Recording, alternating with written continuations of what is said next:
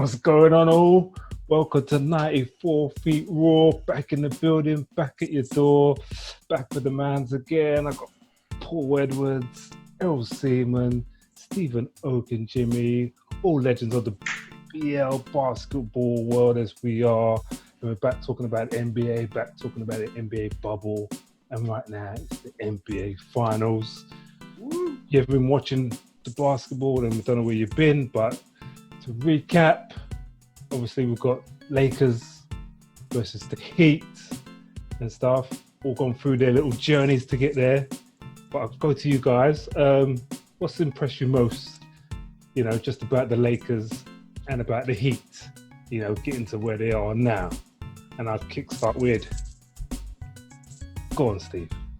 I love you, top, by the way. Man. Well, I'm going to talk about the Lakers then. Yeah. So I've got Lakers kind of.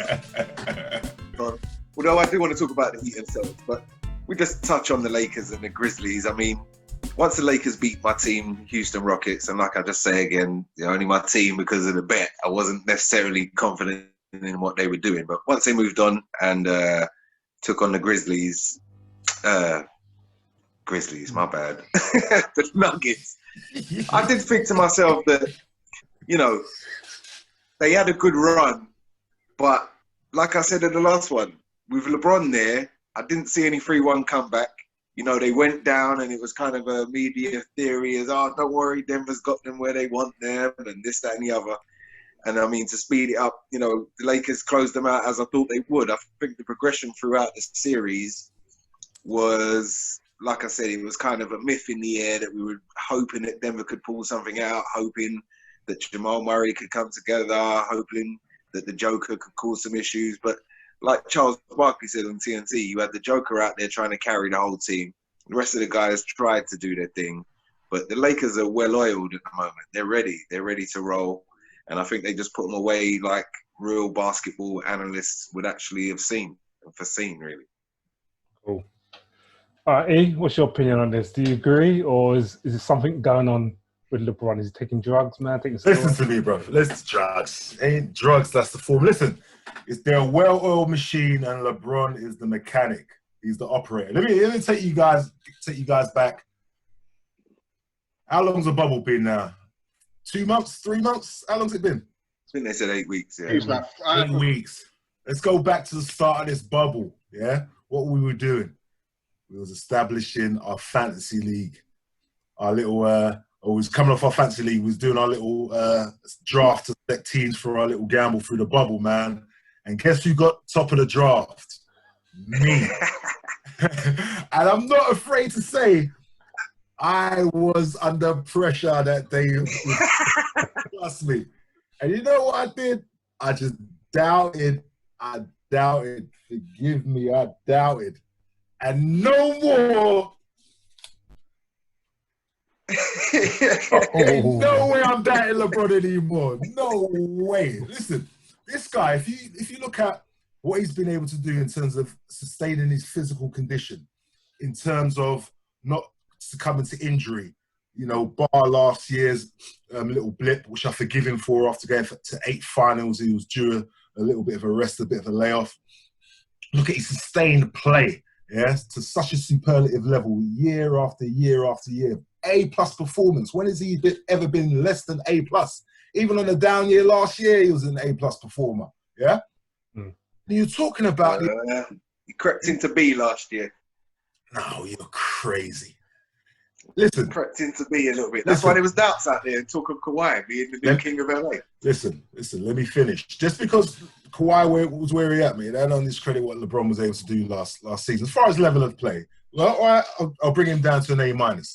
Listen, the ability to not just carry these teams, but also to be complicit in the construction of these teams and being able to figure out what works best with his style of play year after year. You don't really see young players on his teams. You get vetty players, who can play a certain role. And when he's got that wingman with him, he's going to get that chip. He's going to get that chip. And with them being in the position that they are right now, Miami are going to give them a good battle. I'm telling you, Miami are going to give them a good battle. But he ain't losing this chip. No way. Okay. All right, Paul. What's your take on, or what's impressed you so far with the Lakers? How do you feel, Paul, to lose your money? It was going to happen eventually. I think we all, to be fair, in the last podcast, we all said it was over. You know, Denver were gone, and then suddenly, you know, they come back and create this miracle Cinderella run. Yeah. And if only we'd done the podcast after that, because I'd have been jumping around the room. But in terms of what we're going to see. Sorry to stop you there, though, Paul. Didn't I make a prediction about the Joker being more effective scoring, and that would help them to do something? Just to give you. Sorry, Steve, you're breaking up. Anyway, go ahead. You're breaking up, so I couldn't hear you. So if we look at these numbers: the Lakers 32, Boston 21, Golden State 11, LeBron 10. You know, that's how many times LeBron has been to the finals. He's been to the finals more times than 27 other franchises. You know, his longevity is always there. I mean, now he's an elite group of Bill Russell's, Sam Jones, and Kareem. You know, Russell went there 12 times. Sam Jones went there 11 times. Kareem and LeBron have gone there 10 times. You know, he's a proven. He's always. There's always them naysayers because it's unfashionable to obviously to like LeBron, and you know you can't give him MVP every year. This guy is a machine. This guy is a machine. He's the only player to play in finals on 3 different teams, and you know wherever he goes, he's creating that magic, that allure. You know the GOAT conversation still continues. You know, does he have to win this to be on par with Jordan? The argument will obviously still continue. Obviously, the addition of Rondo coming back in the bubble, obviously late in the later part of the bubble, has definitely helped them. It's taken a bit of pressure off him. You know, I think remember the first podcast. It was when it was the beginning of the first round. So it was like the Portland Lakers game, and we was all saying, you know, if Portland wins, it's going to be trouble for the Lakers, and the Lakers going to fold. And we said before that the Lakers have kind of gone into that bubble without no issues about that play. They were just going through the motions. Their first 8 games, we'll do what we do, and then as soon as it's time to play, we play. You know, and in that last game, LeBron just came to play. You know, to me, I would think that maybe if it's the pivotal game in the finals, if they're like 3-0 or 3-1 up, they're guaranteed to wear the Mamba tops. Guaranteed they'll be in their Mamba uniforms, obviously for the vital game. I think it's a big motivation for them as well. Sorry, for Miami, it's an interesting one. You know, they're obviously, what seed were they? 4th, 5th? It's like the first 5th seed. Yeah, it's the first 5th seed since '84 to make the finals. And, you know, they've been around since the franchise was 1988. This franchise was started, and they've already been to the finals 6 times. So it shows you that the back office, the GM, Pat Riley, you know, the coach started off as a video analyst. He's worked his way through the system. You know, you've got Udonis Haslem. He's now playing in his 3rd final. Well, he's now playing in the final in 3 different decades. You've got Iggy now. He's in his 6th straight NBA final. This team, they're going to be competitive. They're not here just to make up the numbers and to try and get some nice free agents next year. Let me ask you off the back of that. So, in terms of, because I feel like Denver kind of slipped up, particularly in Game 2, and obviously they won Game 3. Mm-hmm. Mm-hmm. But I feel like, what's Miami going to do that Denver aren't going to do, or what? I think looking at the way Miami just going to shoot their way out of situations. They have no other way. You know, you've got either Tyler on one side, you've got Robinson on the other side, you've got Bam in the middle, you've got Dragic who can do what he did, and then you have obviously Jimmy Butler. You know, I think they play the same way. If they're up by 30, if they're down by 30, they're just going to shoot you until something goes in, and then they're just going to. I mean, the thing as well was the way that they played their zone against Boston.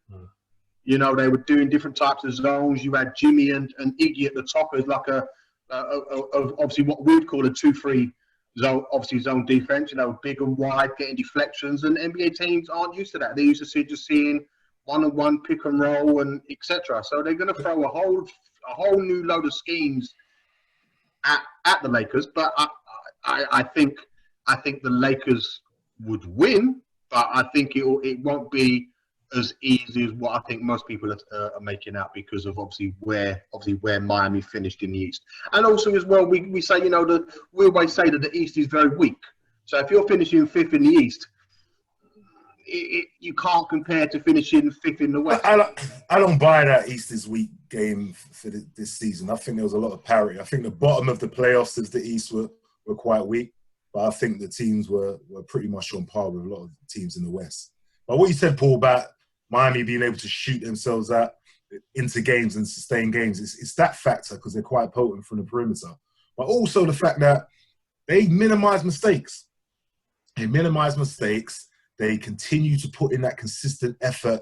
They're not going to play less. That's why when they played Milwaukee and the Boston series, I was like, no, they're eventually just going to win, because they just play at such a sustained level of intensity, and they're grit, and they just play, and they're so balanced. Do you remember when I spoke a few podcasts ago and I talked about the importance of camaraderie amongst teams during this lockout? Yeah, and this was right at the beginning. I think they were still in the seeding games, or maybe in the first round. But talking about Dallas. I was just, that's right, Steve. I was talking about the importance of camaraderie and how important that is going to be in this. It's obviously just key for teams, in whatever walk of life you go into. But when you're talking about a sports team, you talk about a sports team that's contained in such a tight area, and to be able to make that commitment that we're going to go through this week after week after week, and we're going to get to this particular prize destination. It's a hard thing to do. And you combine that with, it's a cliche statement now about the Heat culture. And Heat culture is just what it is. It's just that, we're going to go in, we're going to be accountable for our actions. Yeah? If we're not doing something and someone gets told, it's our responsibility to correct that. And we're not going to take things personal. Yeah, we're not children. And you see them go out with this adult attitude of, we're going to put the work in, we're going to be accountable for what we do, and we're going to go forward, and we're going to give that best effort. We're going to see the result where the results lay. I just think, come final time, I just think they're going to meet a team that's more talented than them from the top end, but also will sustain that level of intensity and discipline. And I think they'll just win it out. I think it will go 6 games though. I won't be surprised if it goes 6 and it gets dramatic. I think Lakers will pull it out in the end. I mean, during the regular season, they've already played each other twice in the regular season. Lakers won both games, averaging 104 to the Heat 95. Field goal percentage 47-41. The most interesting point was the second chance points. So the Heat was 7.5, whereas the Lakers was 17.5. So that equates to your 104.95. So it's that second chance, it's that extra bit of hustle, it's that extra offensive rebound. I mean, Bam's going to be busy. He's got to contend with AD, and then he's got Dwight Howard there. You potentially JaVale McGee is going to get some burn as well. He's going to have his hands full. Hands full. You know what? Overall, I think that, just to chip in there before we kind of move, but the Heat, when they were playing the Celtics, the zone that you were talking about, you have to remember, Iguodala didn't even really play too much in game 1. They made the adjustment, I think, second half of game 2, in terms of putting himself and Jimmy at the top. And I was even listening to the commentator, and I was kind of laughing to myself, because they're playing the bigs at the top of their zone, where it's unusual. Like Paul said, NBA is not used to seeing zones, but even that, I mean, that's something we used to play with juniors, of putting our bigs at the front of presses, because obviously when there's any penetration beat, you've always got the lowest, weak side drop down, or you've got the top players that can drop down and be effective. And when you're playing, before I move on to the offensive side, when you're playing on defense and you've got active, athletic players playing at the top, Iguodala, Butler, then you've got Bam kind of clogging the middle. You're not beating the top 2 and then being met by unathletic bigs or people that you can kind of pick apart. You're then being met by length and athleticism, with Duncan Robinson, Tyler Hero playing, good defense down there. And like I said, with Bam. So I think that the Celtics struggled with it, because a lot of the time in the NBA, you see that once a play has been called and the other team knows it's coming, it's kind of like they let it manifest towards the direct play. So if they're going to an isolation, it's like there's not necessarily wing pressure in the NBA all the time. It's not necessarily pressure on post entry. And I think that that's what Miami does. They're in the passing lanes. They're not going to let you do anything easily. They're going to put pressure on everything that you do. And that is one thing that if I can now relate that to the Lakers and the Heat series, basketball is a game of momentum. And although you feel Lakers have momentum going into this series because they're the Lakers, and you have to think the magnifying glass is extra magnifying on them. You know, we're going to start hearing a lot more about the Heat, but I think people expected Boston to come out before the series started. But now we're looking at the Heat, and I just think that the Lakers, although you may have seen a few pushes and pulls, I don't think that they've been put under adversity. I don't think they've been put under pressure. And I don't think that they've had to deal with the different systems that Spoelstra's now using, and that's on defense. I think offensively, we underrate, Goran Dragic as a starting point guard, all-star point guard, that is somebody that can run the offense, that can close the games. Then you look at Jimmy Butler, we can see he's been able to close the games. He leads. He also runs the point sometimes, initiates the offense. Now we're introduced to Bam Adebayo as the point center, or point power forward, as it's been. Now he can run the offense and they can run plays. So the Lakers in the Denver series, they doubled Jamal Murray to get the ball out of his hands, but then that was kind of plain to see. But then what they were doing was stunting at Jokic because he's not necessarily the quickest of putting the ball on the floor to make a play going past you. So as long as they're covering the shooters, they were living and dying with maybe him taking a mid-range or making something happen from there. But if you saw in the Heat and the Celtics closeout games, they were doubling, but once the ball came to Bam, they were running plays for him to take people off the dribble. Then you've got a whole session of Goran Dragic operating off the pick and roll. Then you've got Tyler Hero who's operating it. So that's a lot of guys to deal with. And if you look at it, if there's pressure on defense and you're under pressure on defense, and on offense, Miami a decently oiled machine as well, and they're moving the ball and always look at the open option. If you've got those two pressures, I want to see what the Lakers do under that. Yeah. And Bron, and I want to see how harmonious it is and everything like that. Because like I said, and I touched on before, AD going to have little chats with people. Oh, yeah, what's up, man? Yeah.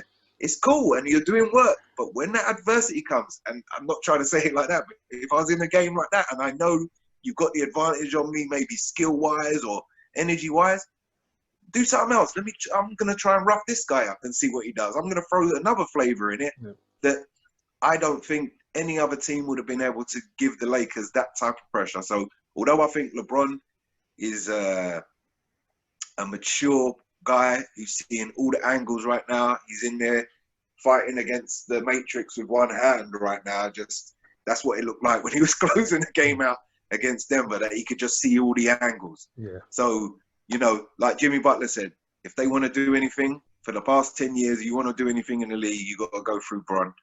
So they're also worrying about what they're doing and not what he's doing. So I'm looking forward to it. I mean, I think game one is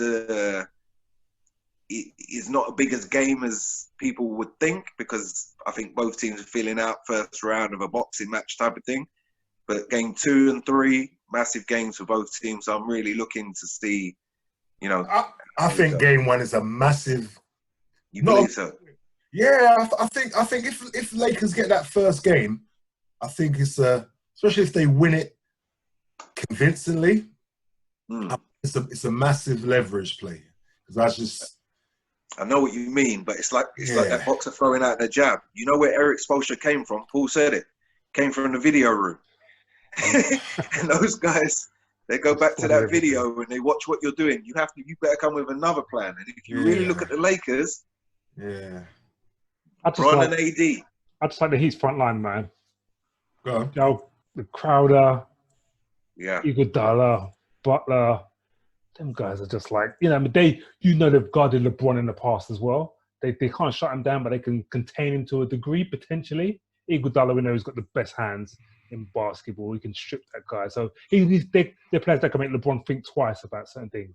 My concern with the Lakers... my concern is not LeBron is not really a concern. But AD, He's never been there before, so is the pressure going to be too much for him? But he's getting used to the big moment. We've seen him hit the big shots, which is fine. Rondo is doing well, but I don't think he's the old Rondo of old. Danny Green is hit and miss. Pope is up and down. The other players are a bit hit and miss. Dwight Howard, great players, but they are a bit hit and miss. So it's really Ian LeBron. And Rondo's been better than Rondo when it comes to shooting. Shooting 44% from three. He is, but I prefer him to. I let winners to win the game by that. You know what I mean? I can live and die with Rondo shooting threes all day because it takes everybody out of the game. He's a set-up player. You know what I mean? So, you fall right into Miami's hands if he keeps shooting threes because he won't be that consistent throughout the playoffs. But he's a veteran though as well. I also think the names that you've just mentioned for the Lakers, for them, it's probably not what they do offensively. It's what they're going to do defensively. It's what they've got to come off screen. They're going to have to fight through them screens. They're going to have to switch. They're going to have to talk. They're going to be chasing them Miami boys. Yeah, Tyler's going to be coming off 3-4 screens. You got Jardi's just going to come down, give you a fake, and give you a shot. You've got Butler's going to go, wing to wing. You've got obviously who's got fire at the tip of their fingers right now is Duncan Robinson. Yeah, in terms of when I say that, what I mean is you watch the past games. He got a touch of that ball going in, and he was literally like, "Listen, you give me an inch, I'm firing." There you go, man. And the thing is with that, when you got him, like Paul was saying, when you got him on one side, feeling like that, you got Tyler Hero hunting shots down. Then you got Dragic coming off the high pick and roll with Bam Adebayo, the playmaker, coming in the middle, and Jimmy kind of like, it's a lot to deal with. And don't get me wrong, you can flip that over and show it the other side. But my only thing is, Miami have been preaching their D and have been tight on most of their rotations throughout the playoffs. Lakers have had issues with certain players getting open, giving up certain leads. Like, I'm just throwing, You know what LeBron's going to do? LeBron's going to bring that ball down. Yeah, you go over there. But that's they're going to pressure them, man. They're going to shut it down. Listen up. You're going to be dribbling that ball. Yeah, over here, mate. Yeah, you come here. Yeah, pick and roll. Yeah, switch on to Duncan Robinson. Go to the hole. 3,000, be on the bench. Trust me. He's going to systematically chop away at certain key combinations and get the combinations that he wants on the floor that he knows he can deal with. And they're going to give offense away in some areas, defense away in some areas, even though Miami's top 8 are really good defensively, top to bottom. But yeah, he's gonna get certain key people out, man. It's a true chess match the way he's playing the game right now. That final game, that game 5 against the Nuggets, man, that was it was I hadn't seen that presence from him. I'm not saying he hasn't reached this. I'm just recalling me just watching him out of all the games I've watched since that first game against Golden State in the last finals, in the 2009 18 finals. He was just, everything just flowed. Just like you said, Steve, it was like magic. The way he was controlling, the way he was going to the hole, everything was fluid. He even looked more streamlined. He had a look where he looked bulky before, as far as more rigid playing. And he just looked so much more fluid, and he was going to the hole. And I was watching it, I was thinking, this guy's unbelievable. This was even before he went the streak that he went on in the fourth quarter when he started hitting it. You understand? And if he's sustaining that level, he's had enough rest now where they had 3-4 days of rest. Saturday night they played. Was it Friday night, right? Saturday, Sunday. Right. So, so he's going to be nice and rested. But I think it's going to be a really competitive series. But even if it came down to a game 7, and a lot would happen for it to get down to a game 7 for me to say the statement I'm about to say, I just can't see him, not winning a game 7 in that situation. He's going to bring that performance, and I don't think he will get there anyway. But I wouldn't be surprised if it went to 6. Yeah, I hear you, man. I hear you. But, obviously I'm a Miami guy right now, so Miami, whatever they do. And it's hey, I tell you what, mate, that was the best pick of the whole of the draft. Yeah, I wanted that first round. You took Miami first round. Yeah, because I had Bam in the fantasy as well and stuff like that. So I was always impressed with Bam as well and stuff like that. But yeah, man, no, I'm looking forward to it.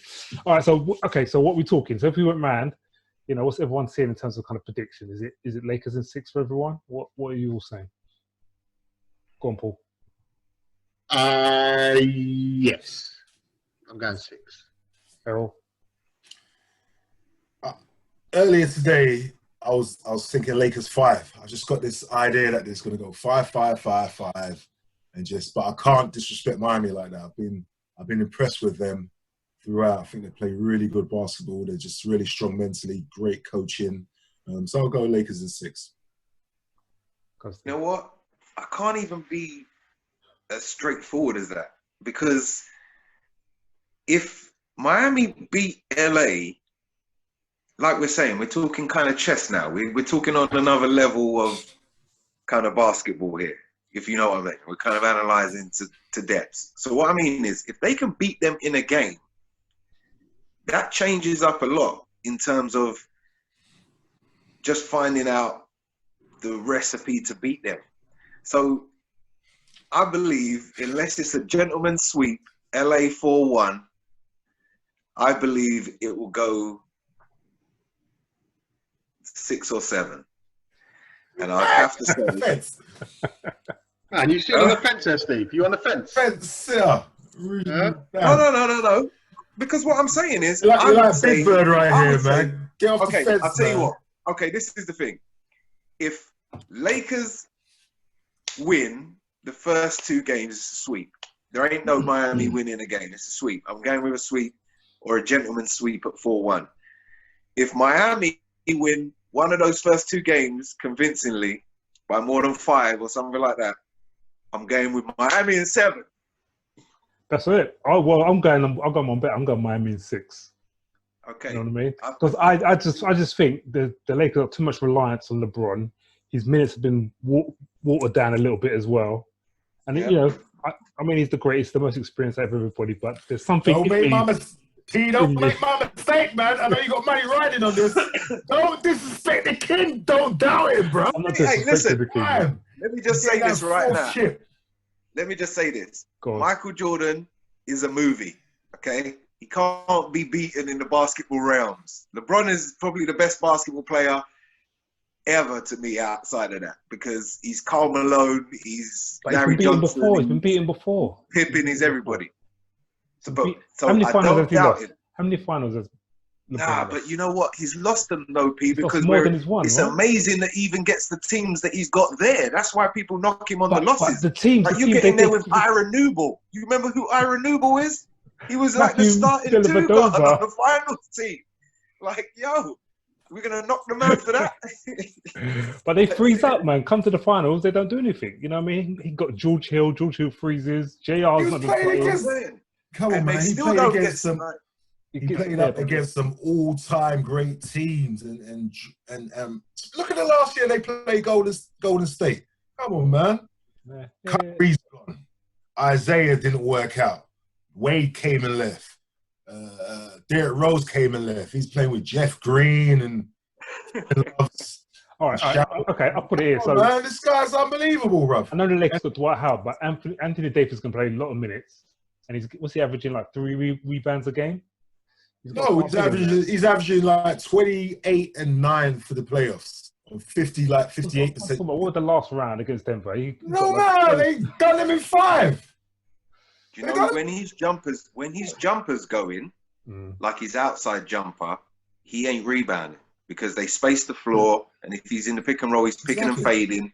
He's in the corners. So for you to have the effort, or even in the NBA, if the other team pushes the ball, for you to go from the corner 3 spot to go and rebound and try and get rebound, it's not going to happen. And if you're on a perimeter player, which is going to be on Bam, and even not to mention Kelly Olynyk, and I want to mention him as my slight X factor going into it, because but I'm saying bigs for Miami are going to have to play. Like Errol said, Bron and AD, they're going to be targeting Bam and all those guys to get them off, and those guys coming in, even who's the rookie again? Kendrick Nunn. James Jones, or not James Jones. James Jones. So that's who I was trying to think of. Like, these are long guys that, although because the Lakers are under that microscope, we know 12 guys. Miami have got some fire coming too, of guys that are hungry and that can come and put their stamp on the game. So I think AD can't be shooting threes, because the way Miami space out their defense, all kind of shooters, and just Bam in the middle, that they're not going to have like Dwight Howard or anybody to get a rebound. So AD's going to be bunched up in the middle. for a minute, or he's got to have to discipline himself to work in that middle of the top of the zone and get that Yeah. kind of mid-range jump shot, or just go to the hole. And he does that. He's great at doing that, but I don't think depends where he's at. What you saying? But you know, playing a zone will make you susceptible to offensive rebounding. It's harder to find a man to box the man out. Mm-hmm. And if you play a lineup with Dwight Howard, it would make sense that Miami would go to a zone when they play those lineups with JaVale McGee or Dwight Howard. You understand? Because they got one less shooter out there. But if they do that at the same time, it all comes down to, are they hitting the outside shots? Because if they're not, play right into Miami's hands. If they are hitting them, then you've got that to contend with. You've got Wyatt roaming around there. So, I don't know. It's going to be an interesting chess match. As Paul said, like, Spoelstra's the video coordinator. You understand? He's seeing the game from a different angle. He's analysing it from a different angle. Not just as a coach, he's seen it as a video coordinator as well. He's been able to take those snapshots, make those adjustments. You've got Pat Riley right there. You know, it's going to be a competitive series. And let me just say, with Bam, listen, AD's going to have a rough series. I think Bam is an unbelievable player, and I think he can match him in all facets, from, you know, D'ing him up on the perimeter, D'ing him up in the post, matching his aggressiveness. I think Bam's got more of a fire mentality, to be honest. You understand? I think he's mentally stronger. I'm not taking it to prove. And I would say as well that them two have probably run up and down against each other in the summer more than anyone else, because you know you've got 29 Kentucky guys all in the NBA at this precise moment, because they're all like the one and dones or whatever. They're all going to go back. They're all going to go back in the summer and run up and down. So, you know, they're going to see each other. They know each other's games inside out. It's obviously, have they learned anything new since the last time they played? Hey, just with a coaching hat on, a question even to yourself, Pete. If you are going against Miami, you're the Lakers, you're going against Miami, who is your scouting report to stop as the key player on that team? Who is the key player on that team to stop? I want to get Bam out of that. I'm sorry, Pete, but I want to get Bam out of the game. That's what I want to do. I'm not even worried about who I'm stopping. Yeah. Not even out of the game, but just your defensive philosophy of making a philosophy to get that player out of the game. So say they'll try to do that for AD and Bron. Who would you be trying to do that to Miami? I would focus on trying to get, as Errol said, I think what most people would say, I'd focus on trying to get Bam out, because you bring Olynyk in, he's just a big man that shoots. He's not. No, but what I mean is not focus to get him fouled out. Check what I'm saying. So, okay, that would be one side of things. You're going to attack him on the offensive end. But in terms of, say, for Jamal Murray, they high doubled him to get the ball out of his hands. Just say, you know, same thing they did with Kemba Walker, where they trapped him on the side of the zone and got in the passing lane. So that was a philosophy they had. So if you're going against Miami, if I've got my coaching hat on and I'm thinking, okay, what facet of their game am I going to try and cut off in the offensive side? Who is that going to be? Is it Jimmy Butler? Like, you're going to stop and stuff? I think it's hard because Miami pass the ball so well. They do. This is what I'm saying. It's not just a regular NBA offense where, you know, I'm going to call Errol, I'm going to get a pick off Errol, I'm going to go to there, and then I'm going to spray out. They're almost running almost like a 5-out. Almost running a 5-out. The ball's continuously moving. Which is then creating issues, because as soon as you're making that pass, you're cutting through. Now, are you going to switch, or are you going to stay with that guy that's cutting through? They're hoping that a lot of teams will switch, and then you're going to get that mismatch. Then you're attacking that mismatch. So this is what I'm saying. So if the stat line come back, sorry, Pat, if the stat line come back for this game and it said Tyler Hero 36 Heat win, is that an unbelievable stat? Yeah. I'm just saying, or if it comes back, sorry, just quickly, or if it comes back, to make my point, if it comes back, Goran Dragic, 32, the Heat win. If it comes back, Jay Crowder, 25, the Heat win. If it comes back, Jimmy Butler, 37, the Heat win. Those are not unbelievable game results. But if it comes back, Caldwell Pope, 37, the Lakers win. But they're not Caruso, 36, the Lakers win. Steve, it's a great point. Balance. No, you're right. LeBron's teams are never constructed that way. They're always constructed on the premise of having LeBron, having his wingman, than having all other parts that slot into their roles. And mine Definitely. different. So for you to, even if you strategize in the defense against Miami, you would not strategize to shut down any one player. You understand? It's more. So my point is, if you were going against the Lakers, my strategy would be, if we're going to do our best to shut down LeBron. Good luck. I know, of course. But check this out, though, E. If AD is not having a good game, then what? This is what I'm trying to get. Well, you players on the court. You look. The Bubble can't play. Yeah, you looked at the start of the season, even the start of the bubble, where LeBron was averaging 10 assists. And we'd never seen that because he was more prepared to try and get people into the offense and etc. So but this is 4 games in a row now. This is 4 games in a row with scouting reports. So what I'm saying is, if AD doesn't play well, or Bron doesn't play well, I'd say AD more, because Bron not playing well still is 18, 10, and 12. But my point is, if AD is just having an off night, or rolls an ankle and is out 1 game, if I came back to you and said, Lakers win, Caldwell Pope 36, you wouldn't believe me. If I said Lakers win, Caruso. But if it was the other way around, and that's what I'm trying to imply, is Lakers are more fragile than the Heat. Yeah. That's what I'm saying. The balance of the Heat is so if the Lakers' strategy works to close down one facet, Lakers are going to have more trouble than the Heat, because if you try to close down one facet on the Heat, those other stats are believable. But sorry, Pat, go ahead. No. I totally agree, man. And that's kind of where I'm standing, because I think they've got the players in Iguodala, Crowder that have played LeBron. Even though he's a machine, you know what I mean? They may find that switch. They may find that switch, by pure chance. But LeBron is so intelligent that he finds different ways to exploit any defense. You know what I mean? But Definitely. I think Miami, and knowing that Spoelstra has had LeBron as well, so he may know some of his strengths and some of his weaknesses that other coaches don't know. So there's a slight potential that Miami has something that all the other teams haven't got.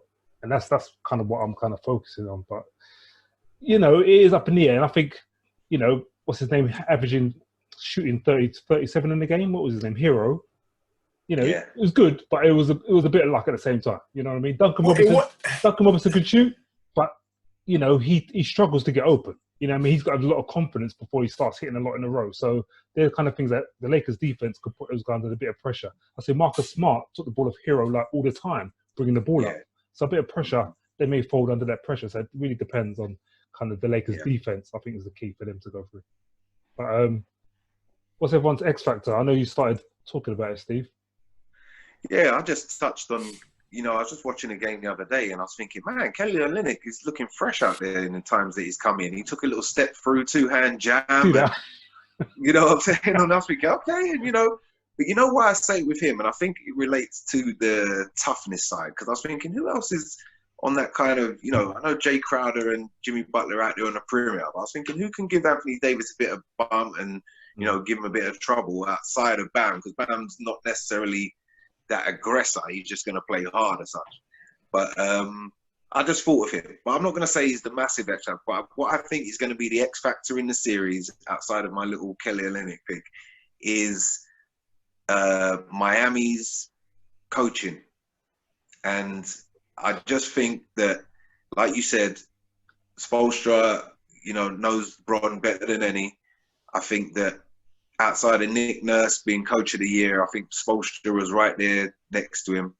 I think that whole unit and the whole organization and the voice coming upstairs from the Godfather, Pat Riley, once you get Miami in this situation here, this is probably going to be the toughest competition I think that they've had in terms of coaching and strategy. And like I said, taking things away, that there's going to have to be a lot of adjustments made by the Lakers and vice versa. But I do think it's going to be a battle of the coaches when it comes down to it.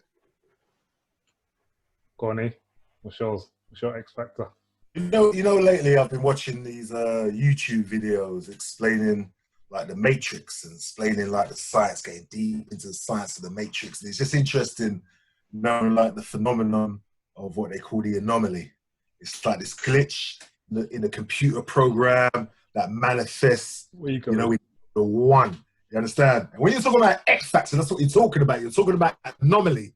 And LeBron's the ultimate anomaly. This guy is at such another level. He's like operating there like Neo in the Matrix. You understand what I'm saying? No. I'm telling you, this guy, if you're talking about an X Factor, he's that ultimate, you know, especially at this stage in his career when he's seen so many different looks, so many different defensive schemes, you know, to stop him.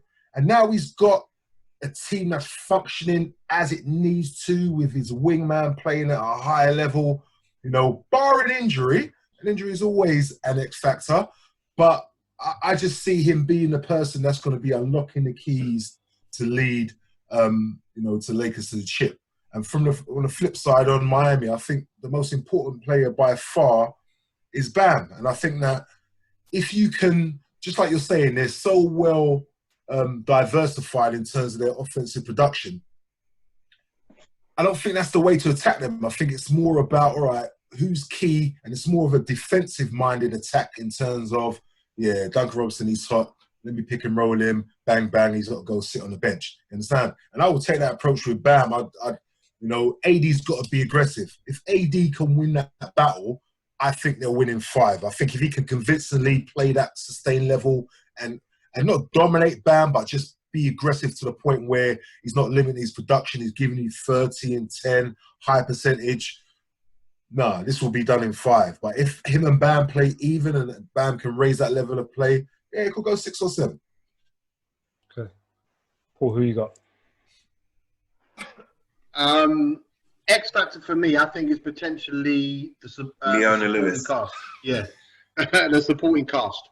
I think whichever supporting cast steps up first, albeit so it's going to be, you know, Hero, Olenek, Crowder, Nunn. So obviously for Miami, and then you look at the Lakers. You got Kuzma, Caruso, Caldwell Pope, Danny Green. I think whichever one of that group settles early, gets into the flow of the game quicker.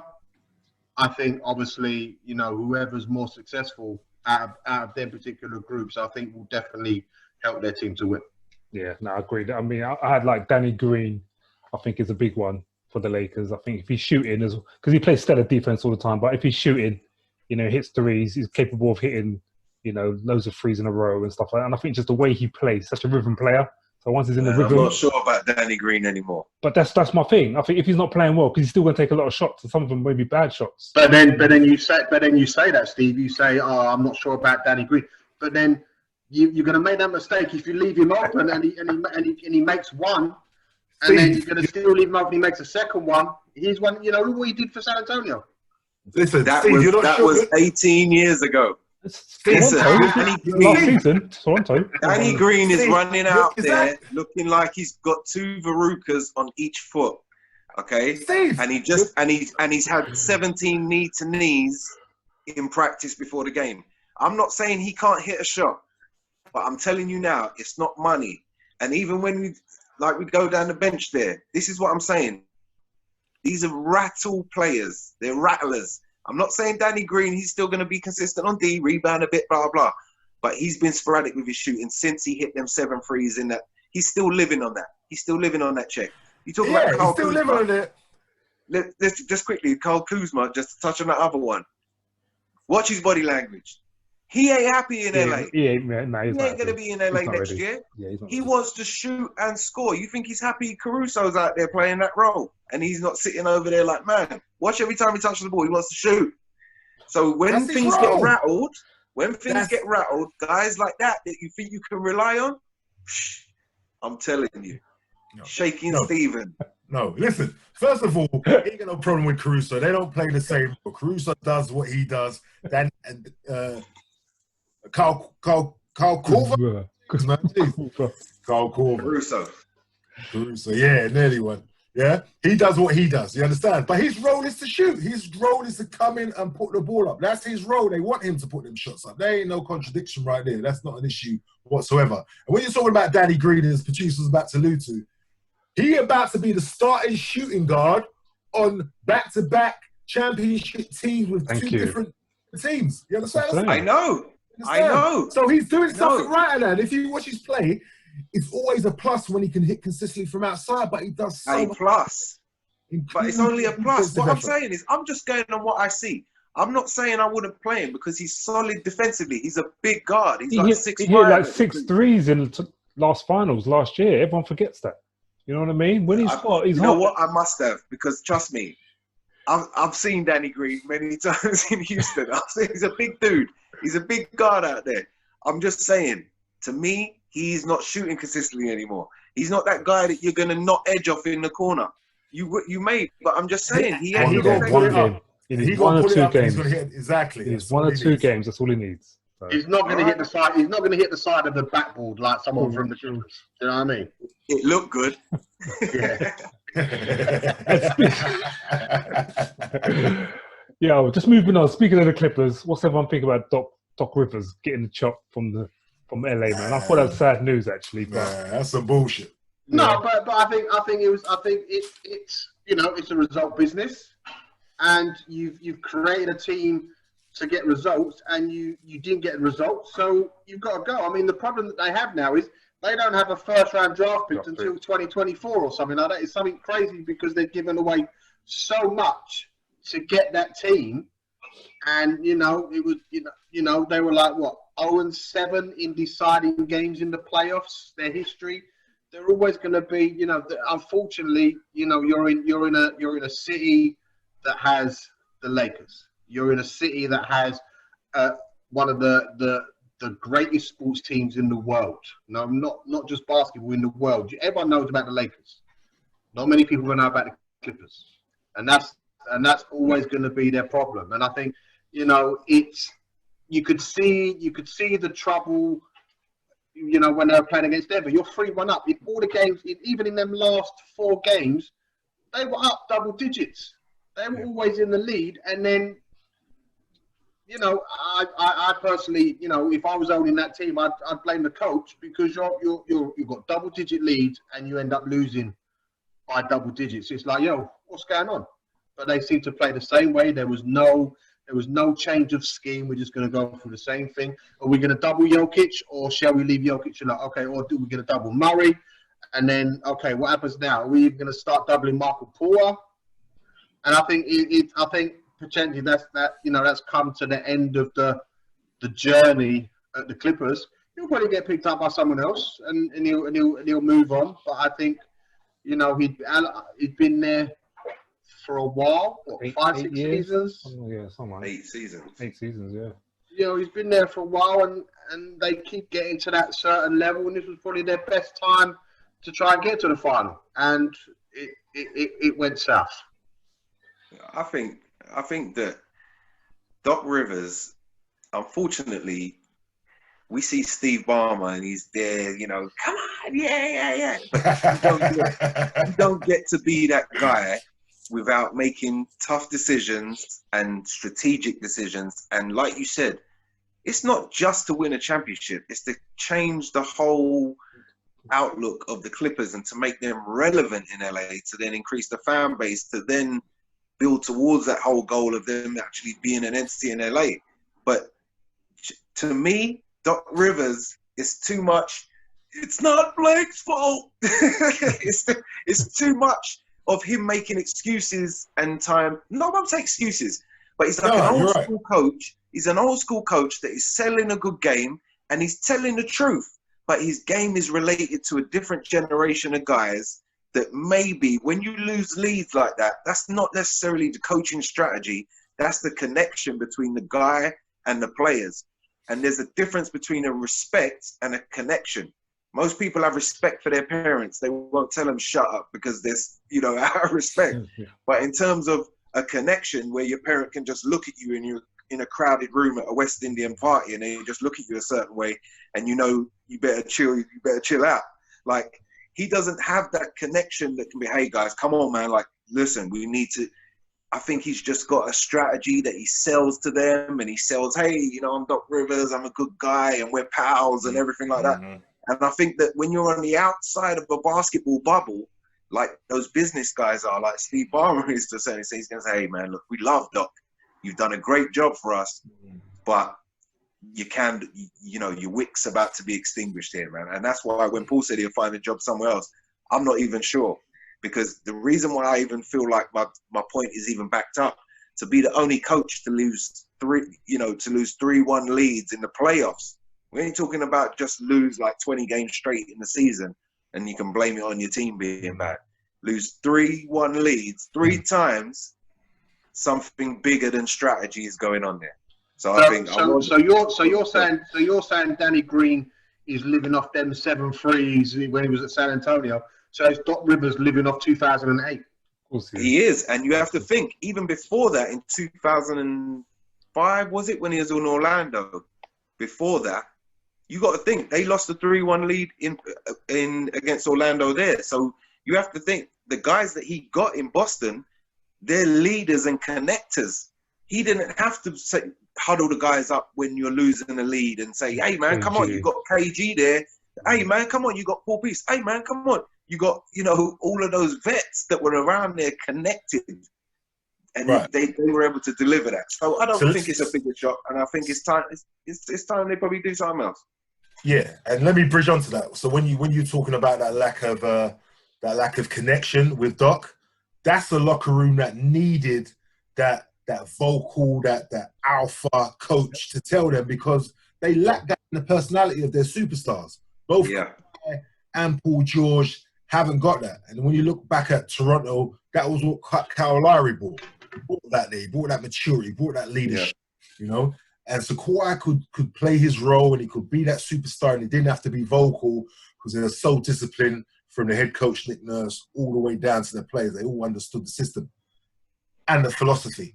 And when you're talking about the Clippers at the moment, it's like it was missing. So when they faced their little piece of turmoil where they were supposed to like combine together and have that camaraderie, they ain't got that because they ain't hanging out outside. Kawhi's probably quiet. He probably does his own thing. Paul George probably does the same thing, and I'm just reading the scene. I'm just reading the closest. We've been on enough teams where you can tell teammates that are buddies and that will go out and hang. Yeah. And you didn't see that with that energy through them. And Doc, just like Steve was saying, it was too much of that, protecting these guys in the media. And so, no, so he needed... Listen, that last game, when it was coming down that stretch, when Kawhi weren't hitting shots and they were just out of sync, he needed to cuss someone out. Out. I agree. Come on, man. You know what I'm saying? Seriously, and he needed that just to shock them out of that feeling of... I saw this look on Kawhi, and the game was done by now.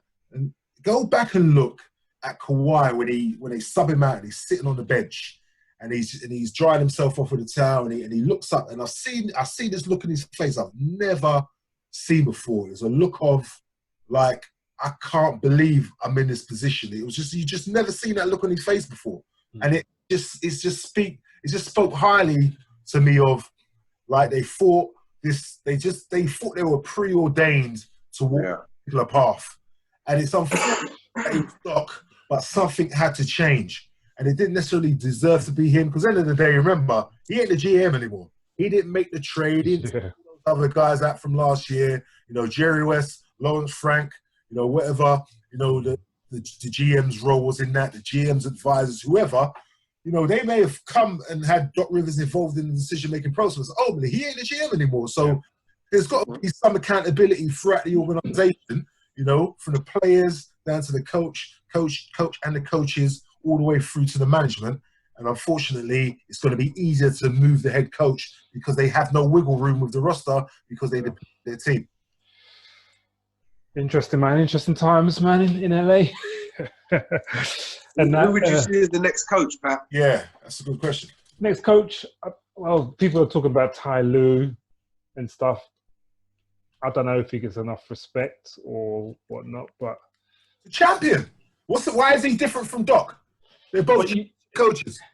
Yeah, but like you said, it's about someone who's just kind of vibrant, a real kind of key personality. Steve Ballmer is such a personality that this coach has got to be more than convincing. He's got to be respected. He's got to be, it's almost like, I would almost say like, what's the guy from Kentucky, John Calipari or whatever his name is? Someone someone with some real kind No, of. he'd already, he had, he was at Massachusetts. Yeah, I mean, No, he was at UMass. He was at UMass, like and then he went to what the Nets, and it doesn't translate. College doesn't translate. Yeah, the only person that probably really done it was probably Patino. But The only person that would in terms of the transition. Hell no! What are you remembering from Patino's stint? you know what I like? I like Sam Mitchell Hate him. just as a person.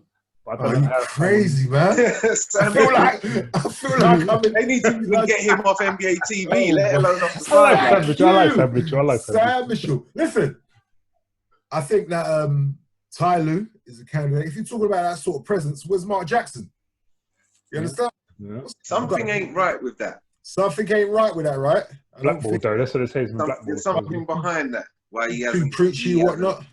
He didn't Yeah. got looking. Someone But I don't mentioned. know whether he's even interviewed for jobs. That's what I'm saying. I don't know if he. Someone- He's been. You He's do been. that on purpose. He's been mixed. He's been mixed balled. What does that mean? Well, not blackboard or whiteboard. He's been mixed balled because he doesn't like his players to swear or cuss. You know that about Mark Yeah. Jackson, right? Because he Yeah. say he don't like players swearing and cussing. Players are like, man, I don't want him Grown over ass here, men. man. Yeah.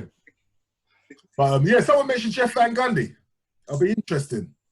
I'd be sad. Didn't he to commentary apply? box. Didn't he apply for the 76? Was it the 76ers or the New York job? I know his name's been in, but then it's the same. It's the same in like Premiership football. Whenever a manager whenever a coach, it's always the same people. It's always the same people. Back in the day, it was George Graham or Alan Kirbysley were always going to be the next manager. It's the same.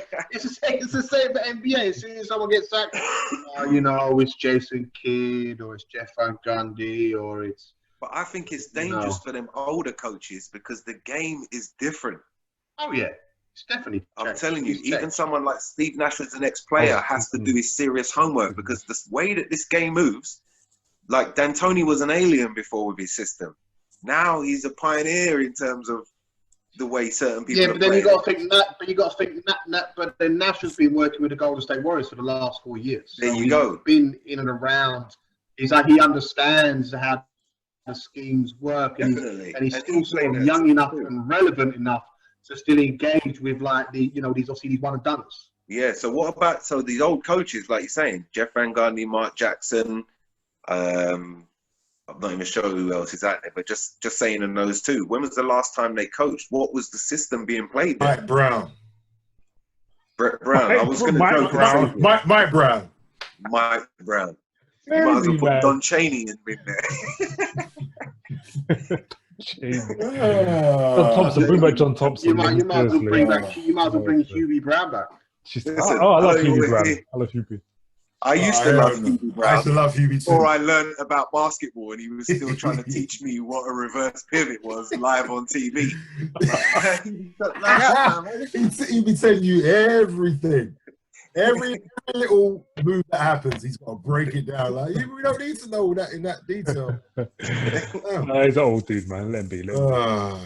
Cool. All right, guys. Well, maybe we have another catch up when the finals are kicking off and whatnot, or we have a review, see how it's all gone and all happened and stuff like that. But thanks for your time, guys. Taking time out. No, let's get one in middle of the finals, man. Let's have it. Yeah.